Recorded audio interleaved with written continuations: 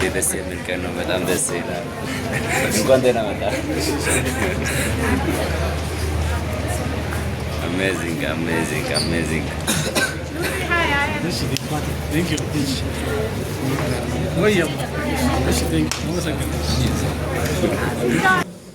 በነጋታው ሄድኩኝ 3700 ብሯን አወጣው።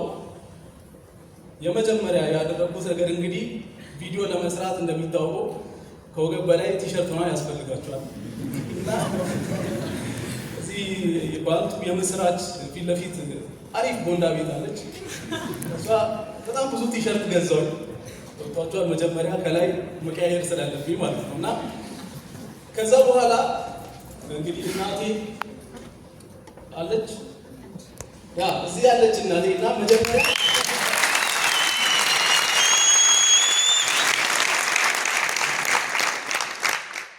አሁን ይሄ ኮርስ ለሰው እውነት ይመስላል አይደል? እኔ አንድ ነገር ልመርቃችሁ፣ እዚሁ የሰራችሁበት ከተማ እግዚአብሔር ይመስገን የምትሉበትን ነገር እግዚአብሔር ይመስገን። አሜን። እና ቪዲዮ ለመስራት ስለማይመቸኝ አንዴ ውጪ ውጡ እያልኩ ነበር ቪዲዮ የምሰራው። እሷና ህፃኗን ይዛ ቆይ እሺ ውጪ ትወጣለች። ከዛ በር ቆልፌ ቪዲዮ እሰራለሁ። ከዛ ጨርሻለሁ በቃ ግቡ።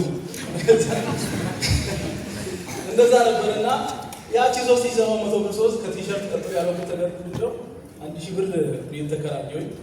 በቃ ያኔ ጀመርኩኝ። እግዚአብሔር ይመስገን እስካሁን በእኔ ምክንያት ሶሻል ሚዲያ ላይ ተሰናከልኩኝ የሚል ሰው አጋጥሞኛል። በቃ እንደዚህ ጎዳኝ የሚል ሰው አጋጥሞኛል።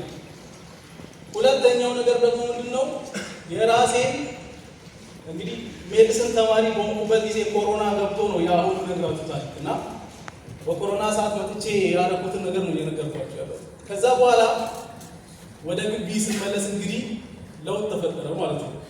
ከዚህ በፊት ወራዊ ቀለብ አስቸጋሪ ነው፣ ምን አስቸጋሪ ነው። ከዛ በኋላ ወደ ግቢ ስመለስ ያኔ ሲተቹኝ የነበሩትንም ጎበዝ በርታ ሲሉኝ የነበሩትንም አንድ ላይ ሰብስቤ አስጌድ እንዳሸው ቤት ቁርጥ ጋበዝኳቸው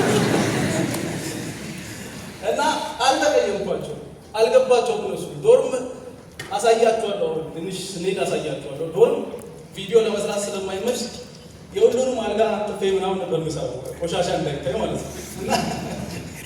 እና ከዛ በኋላ ሲሄድ አልገባቸውም፣ እነሱ ራሱ አልገባቸውም። አንድ ወላይታ ሶዶ ተወልዶ ያደገ ወጣት የአዲስ አበባ ልጆችን እዛ ሄዶ ይሄ ልጅ ምን አድርጎ ነው ብር እያገኘ ያለው ብሎ እስኪያስገርም ድረስ ማድረግ ለእኔ በህይወቴ ትልቁ ሳትስፋክሽን ነው። እናንተም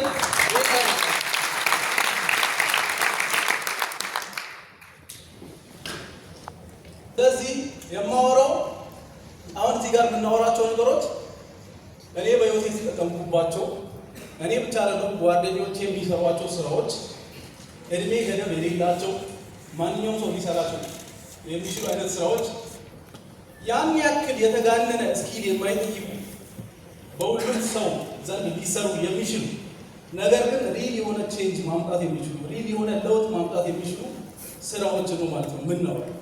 ስለዚህ ይህን ሁሉ ታሪክ የምነግራችሁ በቃ እኔ ከቻልኩኝ እኔ እዛ ዩኒቨርሲቲ ፊት ለፊት ካለ አንዲት ትንሽዬ ኮንዶሚኒየም ቤት ወጥቼ አዲስ አበባ የቀለብ ሳያሳስበኝ የምንቀሳቀስበት ሳያሳስበኝ የቤት ኪራይ ሳያሳስበኝ መኖር ከቻልኩኝ እናንተ እዚህ ኩተራ አዳራሽ መጣችሁ ይሄን ፕሮግራም መታደም የቻላችሁ ወጣቶች ምንም እናንተን የሚያስቆማችሁ ነገር የለም፣ ማድረግ ትችላላችሁ።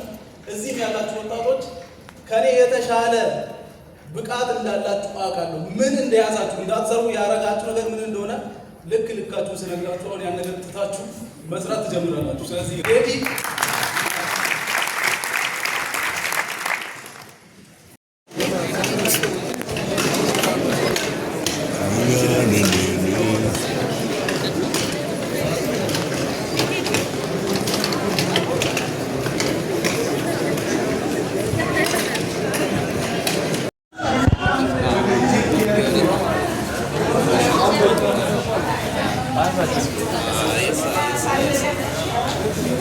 Yes.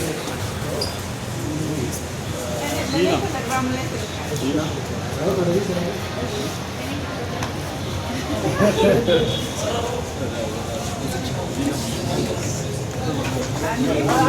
photo shoot